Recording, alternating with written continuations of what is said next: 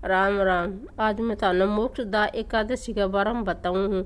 तो या आज तो देखो यह नवमी है ना, और या तारीख कोई तो 22 ने कर रहे हो है मोक्षदा एकादशी, कोई 23 ने भी कर रहे हो है।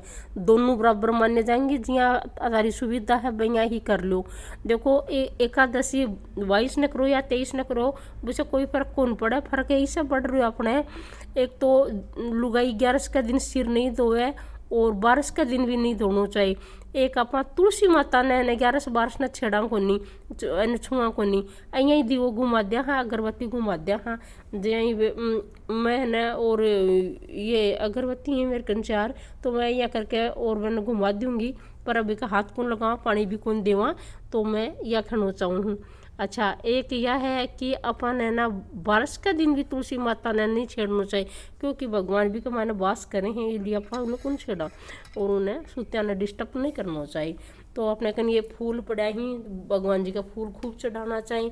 या अपने कन किताब है भगवान की, ये अपने कन देखो गूगल है, तो या डेली भगवान का दोनों टाइम चाटना चाहिए। या आप फूल श्रृंगार कर दियो हाँ, फूल फल चढ़ा दिया हाँ। और ई मथाना की कथा कहूँगी तो ते सुनियो।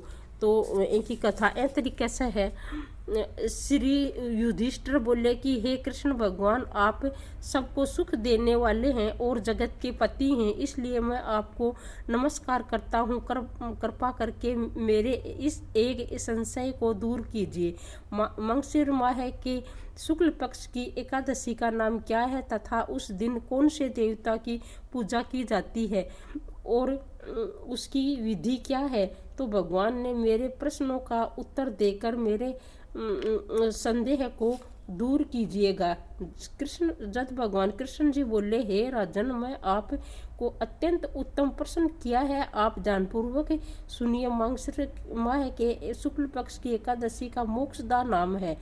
ये मोक्ष के नाम से ही प्रसिद्ध है। इस दिन श्री दामोदर भगवान की पूजा करनी चाहिए। धूप दीप नैवेद्य आदि से भक्ति पूर्वक पूजा करनी चाहिए। मैं एक पुराणों की कथा कहता हूँ। इस एकादशी के व्रत के प्रभाव से नरक में गए हुए माता पिता पुत्र आदि को स्वर्ग की प्राप्ति होती है।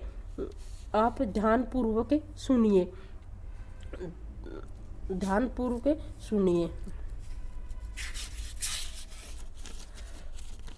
प्राचीन गोकुल नगर में वेश्यामख नाम का एक राजा राज्य करता था।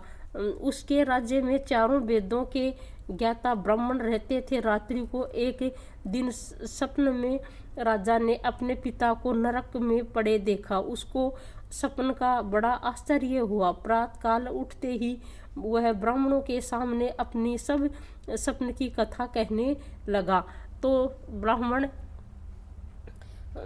ब्राह्मणों ने रात्रि को स्वप्न के मैंने अपने पिता को नरक में पड़ा देखा। उन्होंने मुझसे कहा कि हे पुत्र, अब मैं नरक भोग रहा हूँ, मेरी यहाँ से मुक्ति करो। अब मैं क्या करूँ, तो कहाँ जाऊँ। उस दुख के कारण मेरा शरीर तप रहा है। आप लोग मुझे किसी ही प्रकार से तप दान आदि को बताएं, जिससे पिता जी को मुक्ति प्राप्त हो सके। उस उत्तम उपाय उद्धार पिता अपने बताएं। उत्तम पुत्र का तप दप दान आदि बताएं, जिससे पिता जी को मुक्ति प्राप्त हो। उस उत्तम पुत्र का जीना व्यर्थ है जो अपने पिता का उद्धार न कर सके। राजा के ऐसे वचनों को सुनकर ब्राह्मण बोले, हे राजन, यहाँ से करीब ही वर्तमान भूत भविष्य का ज्ञाता पर्वत नाम के एक ऋषि का आश्रम है। यह आप इस बातें उसने जाकर पूछ लीजिए, वे आपको उसकी विधि बता देंगे। राजा ऐसा सुनकर मुनि के आश्रम में गया। उस समय चारों वेदों के ज्ञाता पर्वत मुनि दूसरे ब्राह्मण के समान बैठे थे।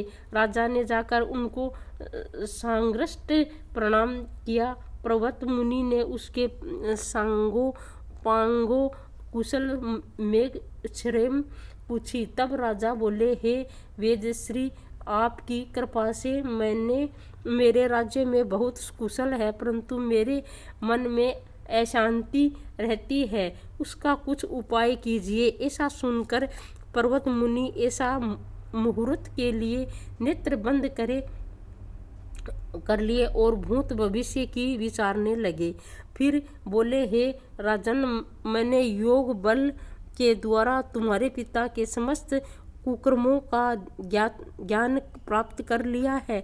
उन्हें पूर्व जन्म में कामातुर होकर सोत के कहने पर एक स्त्री को श्रेतुदान मांगने पर भी नहीं दिया। उसके पाप कर्म के फल से तुम्हारे पिता नरक में जाना पड़ा। तब राजा बोला, हे भगवान, मेरे पिता जी के उद्धार हेतु मुझे कोई उपाय बतलाइए। तब पर्वत मुनि बोले, हे राजन, मंगशिर माह के शुक्ल पक्ष की मोक्षदा एकादशी जो एकादशी होती है, उस एकादशी को आप उपवास करें और पुण्य को अपने पिता को संकल्प कर छोड़ दें। इस एकादशी के पुण्य के प्रभाव से अवश्य ही आपके पिता मुक्ति होगी। मुनि के वचनों को सुनकर राजा अपने महल को आया और कुटुंब सहित मोक्षदा एकादशी का उपवास किया। उस उपवास के पुण्य को राजा ने अपने पिता को संकल्प छोड़ दिया।